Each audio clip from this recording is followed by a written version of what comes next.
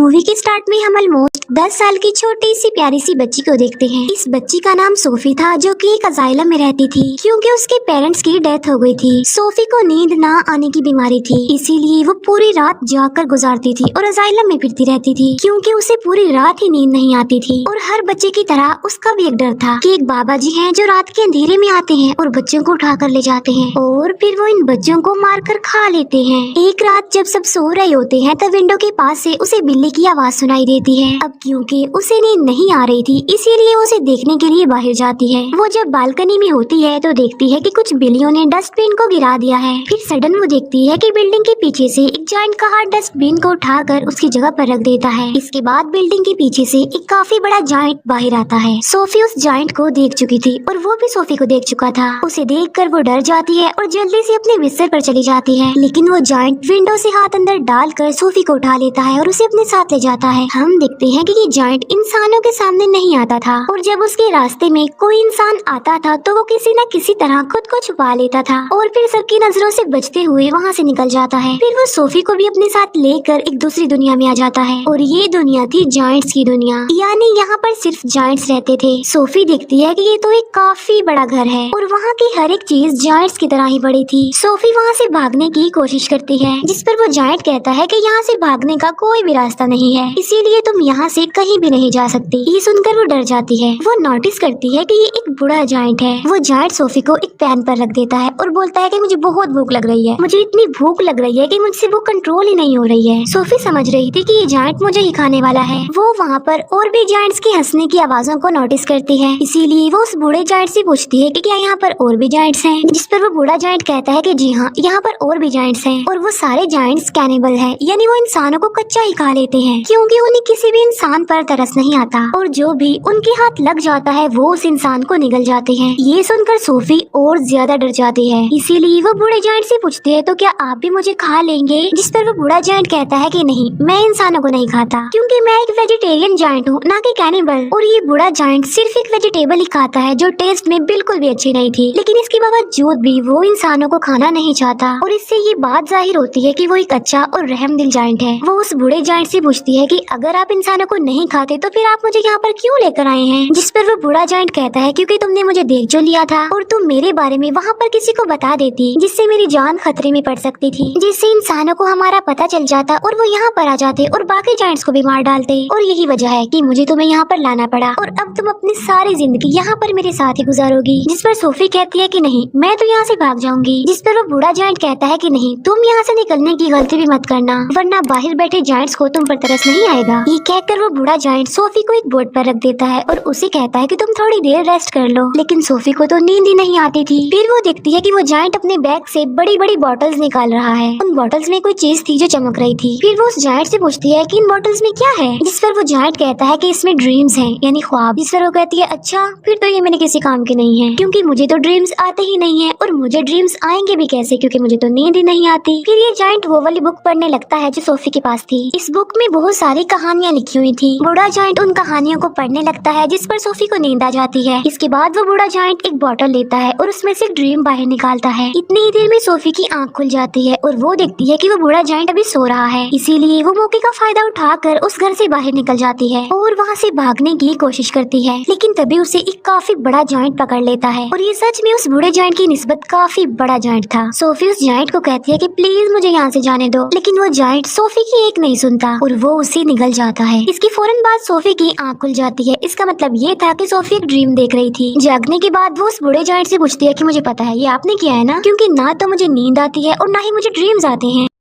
लेकिन आपने ये जो मुझे ड्रीम दिखाया है ये तो बहुत डरावना था। जिस पर वो जायंट कहता है कि मुझे ऐसा करना पड़ा और मैंने ऐसा इसीलिए किया है ताकि मैं तुम्हें ये बता सकूं कि बाहर तुम्हारे लिए कितना खतरा है, इसी वजह से तुम्हारे लिए बेटर होगा कि तुम यहीं पर ही रहो। बूढ़ा जायंट सोफी को समझाता है कि यहाँ पर जो जायंट्स हैं ना वो मुझसे साइज में काफी बड़े हैं और मैं तो उन जायंट्स के सामने कुछ भी नहीं हूँ क्योंकि मैं छोटा सा जायंट हूँ और बूढ़ा भी हूँ। अभी वो लोग बातें कर ही रही थी कि तभी वहाँ पर एक काफी बड़ा जायंट अंदर आ जाता है और वाकई ये उस बूढ़े जायंट की निस्बत काफी काफी बड़ा था। वो जायंट आते ही बूढ़े जायंट से पूछता है कि बताओ तुम किससे बात कर रहे थे बोने। अब यहाँ पर सारे जायंट्स बूढ़े जायंट को बोना कहते थे क्योंकि वो साइज में सबसे ही छोटा था। बूढ़ा जायंट जवाब देता है कि नहीं तो मैं तो किसी से बात नहीं कर रहा था। इसी दौरान सोफी भी कहीं पर छुप जाती है। इस बड़े जायंट के हाथ पर चोट लगी थी, इसीलिए वो पट्टी करवाने के लिए बूढ़े जायंट के पास आया था। अब क्योंकि वो जायंट कैनिबल था, इसी वजह से उसे उस घर में से इंसान की खुशबू आती है, इसीलिए वो वहाँ पर पड़ी हर एक चीज को देखने लगता है। तभी सोफी उस सब्जी के अंदर चली जाती है जो वो बूढ़ा जायंट खाता था, और जब वो जायंट उस सब्जी को स्मेल करता है तो उसे उसमें से इंसान की खुशबू आती है। आज से पहले इस जायंट ने कभी भी ये सब्जी नहीं खाई थी, लेकिन आज उसे इस वेजिटेबल में से अच्छी खुशबू आ रही थी, इंसान की खुशबू आ रही थी, क्योंकि उसमें सोफी जो थी, इसीलिए वो जायंट उसे खाने लगता है। ये देखकर वो बूढ़ा जायंट कहता है कि रुको, तुम ये नहीं खा सकते, क्या तुम भूल गए हो कि तुम वेजिटेबल्स नहीं खाते। जिस पर वो जायंट कहता है कि हाँ, मैं ये बात कैसे भूल गया कि मैं तो सब्जियां खाता ही नहीं हूँ। इसीलिए वो सब्जी को फेंक देता है और सोफी की जान बच जाती है। इसके बाद वो जायंट वहाँ से चला जाता है। फिर उस बूढ़े जायंट को कहीं पर जाना था और सोफी उससे पूछती है कि आप कहाँ पर जा रहे हैं। जिस पर वो बूढ़ा जायंट कहता है कि मैं किसी जरूरी काम से जा रहा हूँ। वो पूछती है कि कौन सा जरूरी काम, लेकिन वो उसे कुछ भी नहीं बताता। फिर वो सोफी के काफी फोर्स करने पर उसे बता ही देता है कि मैं ड्रीम्स को पकड़ने जा रहा हूँ। फिर सोफी उसे काफी कहती है कि मुझे भी अपने साथ लेकर जाइए, लेकिन वो उसे अपने साथ नहीं ले जाना चाहता था, क्योंकि बाहर जो जायंट सो रहे थे, अगर वो जाग गए, उन्होंने सोफी को देख लिया तो बहुत बुरा होगा। इसी वजह से वो किसी भी किस्म का रिस्क नहीं लेना चाहता था, लेकिन सोफी उसे काफी इंसिस्ट करती है, इसीलिए वो उसे अपने साथ ले जाने के लिए एग्री हो जाता है। जब वो बाहर आते हैं तो देखते हैं कि वो सारे जायंट्स गहरी नींद सो रहे हैं, इसीलिए ये दोनों उनके बीच से ही गुजरना चाहते थे, लेकिन इतनी ही देर में उन सारे जायंट्स की आंख खुल जाती है और वो बूढ़े जायंट को परेशान करने लग जाते हैं कि बोने तुम कहाँ पर जा रहे हो। जिस पर वो कहता है कि मैं तो अपने काम पर जा रहा हूँ। जिस पर वो जायंट्स कहते हैं कि हम नहीं चाहते कि तुम यहाँ से निकल कर बाहर जाओ, इंसानों की दुनिया में जाओ, क्योंकि अगर इंसानों को हमारे बारे में पता चल गया तो हमारी जान खतरे में पड़ जाएगी। वो सारे जायंट्स बूढ़े जायंट को बहुत ज्यादा तंग करते हैं और तभी मौके का फायदा उठाकर सोफी एक गाड़ी में छुप जाती है। लेकिन तभी बूढ़ा जायंट आसमान की तरफ इशारा करके कहता है कि वो देखो। सब देखते हैं कि आसमान पर बादल बने हैं और बारिश होने वाली है। असल में उन सारे जायंट्स को पानी से डर लगता था क्योंकि उन्हें वाटर फोबिया था, और तभी वहाँ पर बारिश होने लगती है और वो सारे जायंट्स जाकर छुप जाते हैं। तब मौके का फायदा उठाकर वो दोनों यानी बूढ़ा जायंट और सोफी वहाँ से चले जाते हैं। वो लोग माउंटेन्स पर चढ़ने लगते हैं। चलते चलते वो बादलों से भी काफी आगे निकल जाते हैं। सोफी कहती है कि यहाँ से तो देखने में ये स्टार्स बहुत ही प्यारे लग रहे हैं। बूढ़ा जायंट कहता है कि मैं तो इनका म्यूजिक भी सुन सकता हूँ। वो बताता है कि मैं इवन दुनिया की हर चीज की आवाज ही सुन सकता हूँ। मैं चींटियों की आवाज सुन सकता हूँ, कीड़े मकोड़ों की आवाज सुन सकता हूँ, इवन मैं ट्रीज की कहानियाँ भी सुन सकता हूँ। मेरे कान इतने तेज हैं कि दुनिया की हर आवाज को ही सुन सकते हैं। ये सुनकर सोफी कहती है कि मुझे तो यकीन नहीं आ रहा आपकी बातों पर। बूढ़ा जायंट कहता है कि यही सच है बेटा, तुम्हें मानना होगा। इसके बाद वो लोग एक लेक के पास पहुंच जाते हैं, जिसके पास एक काफी बड़ा और खूबसूरत ट्री था। बूढ़ा जायंट पानी में कूद जाता है और उनके साथ सोफी भी कूद जाती है। दोनों फिर लेक के दूसरे किनारे पर पहुंच जाते हैं और ये होती है ड्रीम्स की दुनिया, क्योंकि ड्रीम्स उस ट्री से यहाँ पर कतरों की तरह गिरते हैं और बूढ़ा जायंट इन्हें पकड़ने के लिए ही यहाँ पर आता है। फिर वो दोनों मिलकर बहुत सारे ड्रीम्स पकड़ लेते हैं। इन ख्वाबों में अच्छे और बुरे दोनों ड्रीम्स ही थे। इन ड्रीम्स को पकड़कर फिर ये लोग वापस जाने लगते हैं। ये दोनों अब एक दूसरे के काफी अच्छे फ्रेंड बन गए थे और एक दूसरे के साथ काफी खुश थे।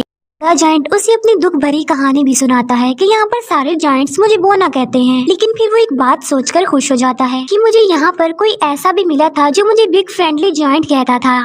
ये सुनकर सोफी कहती है तो आज से मैं भी आपको बिग फ्रेंडली जायंट यानी BFG ही कहूंगी। ड्रीम्स पकड़ने के बाद ये लोग सिटी में घूमते फिरते हैं, जहाँ पर बच्चे अपने अपने घरों में सो रहे होते हैं और बिग फ्रेंडली जायंट यानी BFG उन्हें नींद में बहुत अच्छे अच्छे ड्रीम्स देता है ताकि लोगों को उनके ड्रीम्स में खुशियाँ मिल सके। यहाँ पर हम ये जान पाते हैं कि BFG एक बहुत ही अच्छे दिल का जायंट है जो ड्रीम्स की दुनिया से ड्रीम्स ला कर लोगों को देता है ताकि सोते हुए ही सही ये उन लोगों की जिंदगियों में खुशियाँ तो ला सके। सोफी पूछती है कि ड्रीम्स के बारे में आपको क्या आपके पेरेंट्स ने बताया था, जिस पर वो जायंट यानी BFG कहता है कि जायंट्स के पेरेंट्स नहीं होते। फिर वो BFG से उसकी एज पूछती है कि आपकी उम्र कितनी है। BFG जवाब देता है कि जितनी उम्र इस दुनिया की है उतनी ही मेरी है, यानी जब से ये दुनिया बनी थी तब से ये जायंट्स भी बन गए थे, लेकिन ये इस दुनिया में ही इंसानों से छुप कर रहते हैं दीवारों के पीछे। फिर वो दोनों वापस जाने लगते हैं। सोफी अचानक पूछती है कि मेरा ब्लैंकेट कहाँ पर है। असल में सोफी का ब्लैंकेट जायंट्स की दुनिया में ही रह गया था और इस बात की वजह से BFG परेशान हो जाते हैं, इसीलिए वो सोफी को कहते हैं कि अब मैं तुम्हें अपने साथ नहीं ले जा सकता, क्योंकि अब तक उन जायंट्स को पता चल गया होगा कि मेरे साथ कोई इंसान भी है। और यहाँ पर BFG सोफी को एक बात बताता है कि बहुत सालों पहले मुझे एक बच्चा मिला था और वो भी इतना ही प्यारा और इनोसेंट था जितनी कि तुम हो, और तुम्हारी तरह उसने भी मुझे देख लिया था। इसी वजह से मैं उस बच्चे को भी जायंट्स की दुनिया में ले गया और उसी बच्चे ने मुझे पढ़ना सिखाया। और ये जो जैकेट तुमने पहन रखी है ये मेरे उसी मासूम छोटे से फ्रेंड की है। लेकिन इससे पहले कि मैं उस बच्चे को उसकी दुनिया में वापस लेकर आता काफी देर हो चुकी थी, और मैं बिल्कुल ये नहीं चाहता कि जो उस बच्चे के साथ हुआ है, मेरे उस दोस्त के साथ हुआ है, वो तुम्हारे साथ भी हो, क्योंकि तुम भी तो मेरी एक दोस्त ही हो ना। इसीलिए वो सोफी को वहीं पर छोड़कर वहाँ से जाने का फैसला करता है। हालांकि सोफी उन्हें काफी मना करती है यहाँ रुकने पर और उसके साथ चलने की जिद करती है, लेकिन वो जायंट इस बार उसकी बात नहीं मानता। तब BFG उसे अजाइला में छोड़कर वहाँ से जाने लगता है। अब क्योंकि सोफी वहाँ पर रुकना नहीं चाहती थी, इसीलिए वो बालकनी से कूद जाती है, क्योंकि उसे पता था कि BFG उसे बचा लेंगे। और होता भी ऐसा है, BFG उसे बचा लेता है और इसीलिए ना चाहते हुए भी उसे सोफी की बात माननी पड़ती है। इसी वजह से वो उसे जायंट्स की दुनिया में दोबारा से ले आता है, जहाँ पर बाकी जायंट्स पहले ही उन लोगों के लिए वेट कर रहे थे, क्योंकि सारे जायंट्स जान चुके थे कि बूढ़े जायंट के पास कोई इंसान है। इसीलिए सारे जायंट्स अब जानना चाहते थे कि वो इंसान कौन है, कहाँ पर है। इसीलिए वो ब्लैंकेट की खुशबू की मदद से BFG के घर को चेक करते हैं और सारे सामान की तोड़ फोड़ कर देते हैं। लेकिन BFG उस ब्लैंकेट को जला देता है जिसमें सोफी की खुशबू थी। फिर वो उन सारे जायंट्स को अपने घर से जाने के लिए बोलता है। सोफी वहाँ दीवार पर लगी एक पिक्चर को देखती है जो कि प्रिंसेस की पिक्चर थी। उस पिक्चर को देखकर सोफी को एक आइडिया आता है और वो BFG को कहती है कि आप प्रिंसेस के लिए एक ड्रीम बनाएं और उस ड्रीम में आप ये बताना कि जायंट्स की एक दुनिया पाई जाती है इसी दुनिया में, और वो सारे जायंट्स इतने खतरनाक हैं कि बच्चों को मारकर खा लेते हैं। और इसी ड्रीम में आप हम दोनों को भी शामिल कर लेना, ताकि जब हम प्रिंसेस के सामने जाएं तो वो हमें पहचान ले। ये सुनकर BFG ऐसा ही करता है और वो जायंट्स की दुनिया में रहने वाले सारे जायंट्स का एक ड्रीम बनाता है और वो उस ड्रीम में खुद को और सोफी को भी डाल देता है, और साथ साथ वो सिटी के बहुत सारे मिसिंग बच्चों को भी डाल देता है। फिर वो उस ड्रीम को लेकर प्रिंसेस के घर के पास चले जाते हैं और ये प्रिंसेस की नींद में वो ड्रीम डाल देते हैं और प्रिंसेस वो सब कुछ देख लेती है जो ये प्रिंसेस को दिखाना चाहते थे। प्रिंसेस की जब आँख खुलती है तो वो बहुत ज्यादा डरी हुई होती है, क्योंकि ये एक डरावना ड्रीम था, क्योंकि जायंट्स बच्चों को खा रहे थे। प्रिंसेस इस ड्रीम के बारे में अपने केयर टेकर को भी बताती है, जिस पर वो केयर टेकर कहती है कि आप फिक्र मत कीजिए, ये आपका सिर्फ एक डरावना ड्रीम था। लेकिन जब वो न्यूज़पेपर पढ़ती है तो कहती है कि ये तो बहुत अजीब बात हो गई, क्योंकि कल रात बहुत सारे बच्चे मिसिंग हो गए थे अपने अपने घरों से, और ये सेम वैसा ही हुआ है जैसा आपने ड्रीम देखा है।